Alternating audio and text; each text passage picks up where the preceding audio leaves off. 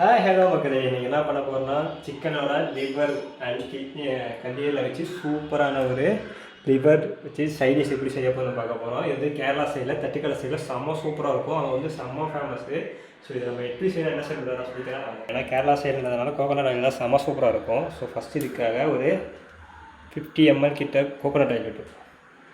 So once இந்த oil வந்து நல்லா ஹீட் ஆகிருக்கும். பார்த்தீங்கன்னா நல்லா ஹீட் ஆகிடுச்சு. ஸோ ஃபஸ்ட்டு இதுக்காக ஒரு 1/4 ஸ்பூன் அளவுக்கு பெருஞ்சீரகம் போட்டுப்போம். ஏன்னா பெருஞ்சீரகமும் சிக்கனும் சேரும்போது அவ்வளோ சூப்பரான ஃப்ளேவர் வரும். ஸோ அதுக்காக பெருஞ்சீரகம் ஆட் பண்ணுறது. ஸோ பார்த்தீங்கன்னா பெருஞ்சீரகம் வந்து நல்லா பொடிஞ்சிட்டு, ஸோ இதுக்காக என்ன பண்ண போகிறோம், 2 மீடியம் சைஸ் ஆனியன் எடுத்து வச்சுருக்கேன். ப்ளஸ் 4 பச்சை மிளகாய் வச்சுருக்கேன். ஸோ இதை வந்து இது கூட ஆட் பண்ணிப்போம்.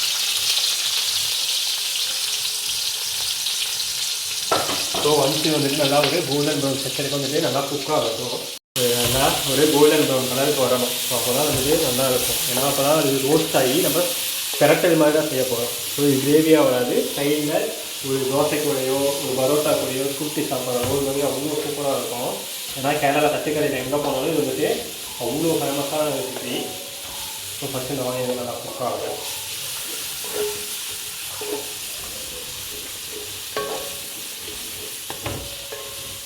ஸோ லைட்டாக இப்போ என்ன பண்ண போகிறோம், ஆனியன் குக் ஆகிறதுக்காக ஒரு 1/4 ஸ்பூன் அளவுக்கு சால்ட்டு மட்டும் இப்போவே ஆட் பண்ணிப்போம்.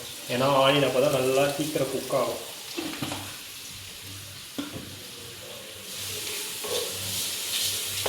கலருக்கு நல்லா குக் ஆகிடுச்சு. அந்த டைமில் என்ன பண்ண போகிறோம்னா ஒரு 2 கொத்து கருவேப்பிலை மட்டும் இது கூட ஆட் பண்ணிப்போம் ஃப்ளேவருக்காக. ஏன்னா கருவேப்பிலை வந்துட்டு அவ்வளோ நல்ல ஒரு ஃப்ளேவராக இருக்கும் சிக்கன் கூட. நம்ம 2 ஸ்பூன் அளவுக்கு இஞ்சி பூண்டு பேஸ்ட் ஆட் பண்ணிப்போம். ஸோ ஒன்ஸ் இந்த இஞ்சி பூண்டை பச்சை வாசனை போகிற அளவுக்கு லைட்டாக குக் பண்ணிப்போம்.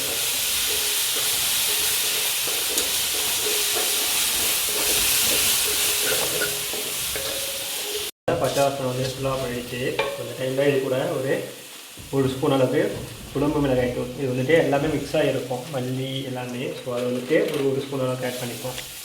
ஸோ ஒன்ஸ் இதை ஆட் பண்ணிட்டு லைட்டாக இதோட பச்சை வாசனை போகட்டும். ஸோ அந்த மாதிரி லைட்டாக சாட்டே பண்ணிப்போம்.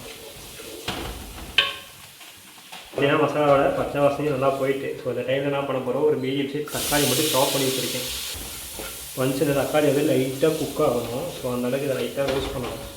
அப்படியே ஸ்லோ ஃப்ளேமில் விட்டால் அப்படியே தக்காளி வந்துட்டு நல்லா குக்காகி குழஞ்சி அந்த கிரேவி கன்சிஸ்டன்சிக்கு வந்துடும். தக்காளி வந்து அந்தளவுக்கு நல்லா குக்காகி அந்த கிரேவி மாதிரி வந்துடுச்சு. ஸோ இந்த டைமில் என்ன பண்ண போகிறோம், நம்ம வாஷ் பண்ணி வச்சுருக்க சிக்கன் லிவரை வந்துட்டு இது கூட ஆட் பண்ணிவிட்டு இப்படி நல்லா மிக்ஸ் பண்ணி விடணும்.